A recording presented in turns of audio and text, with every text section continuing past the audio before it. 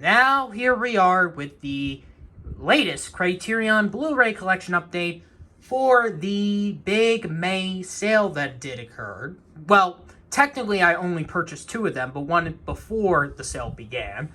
And this is basically not big, but I am obviously now going to save a little bit more money in time for the Amazon Prime Day for July, so more regular Blu-rays, and I'm kind of also done with the 1960s, I would say, for the collection. And for this case, we have gotten two recent releases and one older release here. Hey guys, welcome to the next Criterion Collection Blu-ray update. This is, of course, the update for the month of May, post the Criterion May sale that usually comes yearly. And it now has come to an end, and now also, for me, comes to an end with the 1960s in the Criterion Collection. I haven't watched almost everything, but I finished what could have been the potential 60s movies that could have been nominated for an Oscar. And then, which is, as you can see, I have one more right over here. And I have two of the most recent releases, one that was just released last month, and one that is now out this week. So, we're going to start up with the one that I purchased first, and this was actually the one I didn't purchase in the May sale. This was actually in the beginning of the month, and this is Spy number 1177 from 2020 by Steve McQueen, Small Axe. This is the Small Axe mini anthology series that contains the 5 movies Mangrove, Lovers Rock, Red, White, and Blue, Alex Wheatle, and Education. So, Small Axe is basically an entire mini anthology series about mainly the racial discrimination of the Western Indian immigrants, which is the black citizens, in London from the 60s to the 80s.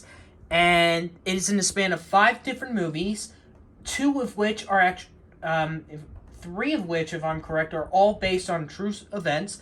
Mangrove, that actually features notable Black Panther star Letitia Wright. That is the longest one, actual feature-length quality. You have Lovers Rock, the only lighthearted one. Red, White, and Blue, that stars John Boyega, well known as Finn in the Star Wars sequel series. Alex Wheatle, and Education.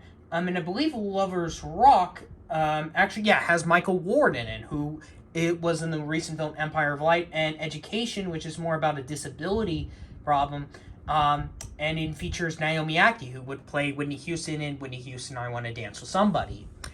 When it comes to these big box sets, when it comes to something like this, it depends on how many movies I liked in this. And out of the 5, I actually liked 3 of them. Mangrove, Red, White, and Blue, and Education. Mangrove, it is the best one. It is such an amazing story of the really determined of the police discriminations when it comes to the African citizens in London and how it is a massive problem was during the time, especially attacking a man who just wanted to sell food for a restaurant. That's what he wanted to do. And then you have, of course, Red, White, and Blue about John Boyega playing a real-life officer who obviously had massive discrimination problems, being one of the first African citizens, police officers in London. And then Education is about this young boy who is dealing with many other disabled people of their education values, and it kind of really is unfortunate. Alex Wheatle kind of has a little bit of more of a story about specifically about like his innocent imprisonment, and the Lovers Rock is just the lighthearted one. It's just basically about having fun over the weekend before Sunday night. That was the only that is the least racial discriminated one. It's just the more lighthearted one out of all of them, and it's kind of whited blonde here. So since I did like 3 out of 5 of these, I did end up purchasing this one. I was a bit surprised that it actually came with a bonus disc, and this is actually the 3-part documentary Uprising that was also made by Steve McQueen. I haven't looked at this yet because this was not listed as one of the 5 films here. And speaking of which, one thing I kind of don't like about this is, once again, is specifically not this. And unfortunately, this disc does come with the glass things that I'm not really a huge fan of. The Silence of the Lambs Blu-ray and the Itumama Tavian DVD Blu-ray combo are not something I'm not hugely fans of. And I'm kind of a little bit disappointed in that part. I really wish they should have just done the plastic one, like the Thelma and Louise one, which we'll get into here shortly. But I will probably check out the Uprising documentary sometime soon. But it was a very unique experience. As for this awards, now this is actually one of the fewest cases they actually have TV movies here. The other one I know I have is Mike Lee's Meantime. So this was mainly a miniseries, specifically that aired through BBC in the US and I believe Amazon through, BBC in the UK and Amazon Prime through here in the US. So another streaming service, straight to TV movies actually getting in here. Obviously, for the, since it was up for the television awards, at the BAFTA, I would say, because they don't call it BAFTAs, which is basically the British, television awards, Michael Kirby won for Best Supporting Actor for Mangrove, and then for the Golden Globes, John Boyega won Best Supporting Actor in a miniseries or limited TV movie. Same thing at the Critics' Choice. It was nominated for the Spirit Awards for New Scripted Series. And some people had kind of, what was it up for the Emmys again? Only up for cinematography? That was it? Okay, I'm kind of surprised it wasn't really big of an Emmys thing, so I'm a little bit surprised about that. I think that could have been a lot more popular. And if you're wondering, Small Axe, it was actually, Steve McQueen named it after Bob Marley's 1973 song, specifically with two propers from the song, Small Axe, Big Tree, or if you're the big tree, we are the small axe. That was quoted from Marley's songs, so, it really depends on how you view these, but if you like 3 out of 5 or 4 out of 5, you're definitely going to be getting this. If you only like 2 out of 5 or 1 out of 5, you're probably not going to get it. But since I got 3 out of 5, I'm glad I have this. After a quick edit, because somehow my phone turned to black when it was recording, specifically the camera itself, let's move on to Spy Number 668 from 1963 by Satyajit Ray, if I'm correct on that. Mahanagar, or as it's called by its English title, The Big City. Without fully pronouncing a lot his first name, I'll just go by his last name, Ray. Ray is noted to be the greatest filmmaker from India, and he has made a lot of notable films that have been considered some of the best from that country. And a lot of his films were submitted for a couple of Oscars for the international category, but they were never nominated. It wasn't until the 90s where Ray himself got an honorary Oscar of his career. He obviously wasn't able to attend the ceremony in person, but was virtually. If I'm remembering correctly, I believe Sophia Loren was the presenter, or was it Audrey Hepburn? I think it was Loren, but I don't remember here. But it is a moment that has been talked about here, of course, of this iconic movie. A lot of people, other than his Apu trilogy, they have considered The Big City one of his best. It's a very interesting one, because it's basically about women working here, specifically a family that is kind of in financial troubles, and the best way to do is have the wife, who usually the husband thinks it would be the stereotypical thing just to let her stay home and do all the clothes work and look after the child. It was finding for her time to do the work, and it's basically kind of massive woman empowerment story of working here. And the lead actress, I don't want to pronounce her name correctly, but it's Madhabi Mukherjee.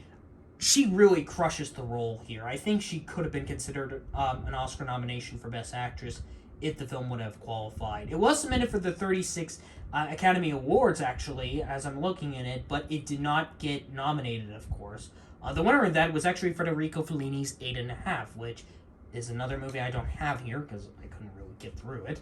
So, but yeah, this movie could have been considered a nomination because it is a really good film here. The black and white actually does work well here. I know that Ray has a lot of movies in his collection, in this collection here specifically, but that will be when we get to more in the 50s, and this is actually the last 60s film I will be getting in the collection so far. I will be starting in the 50s pretty soon, in about a few months. I'm going to take a little bit of a break from purchasing or watching films from Criterion because I'm going to be saving my money for the Amazon Prime Day Blu-ray haul video that will be in July. Well, even though not a video, but getting ready to purchase that. But definitely a great Bollywood pick, I must say, and one of the best uses of cinema for India.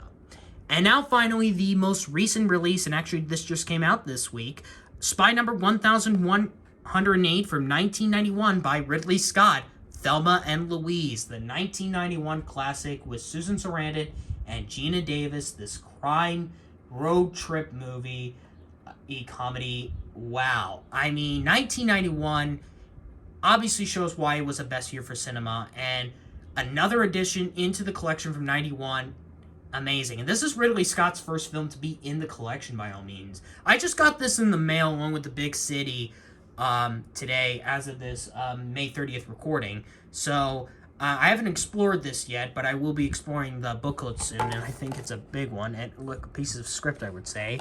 But it does come with the 2 Blu-ray discs if you didn't purchase the 3 disc, which, of course, comes with a 4K. Not a fan of 4K, of course, but it is definitely an amazing road trip movie. You have other notable actors here like Harvey Keitel, Brad Pitt in one of his very first ever film roles. He is actually in here. Wow, this is definitely another Ridley Scott movie I do enjoy alongside with The Martian. Really amazing, and for its awards, it's ironic that if there were 10, Thelma and Louise would have been the 6th spot because it got in for both of its actors. It won original screenplay. It got in for editing. It was nominated for cinematography, and Ridley Scott got a standalone nomination for Best Director. So, yeah, if there were 10, Thelma and Louise would have been in number 6, I would have said. It didn't win anything in the BAFTA, surprisingly. Scott was nominated the Directors Guild. It won the screenplay for the Golden Globes.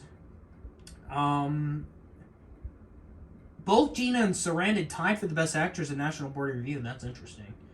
And it did won the Writers Guild for Original Screenplay. So, obviously, if you're a massive fan of road trip movies, especially a road trip crime movie, this is definitely worth the wait. And that's going to be doing it for this video. As I stated, this will be my last Criterion video for at least for a while, because I said the next thing I will be doing is the 1950s for Criterion. I won't be starting it right away, but that will be probably after Amazon Prime Day. And be on the lookout for the next video on my channel. If for those local viewers who watch all my videos, be on the lookout for this upcoming weekend for a special video.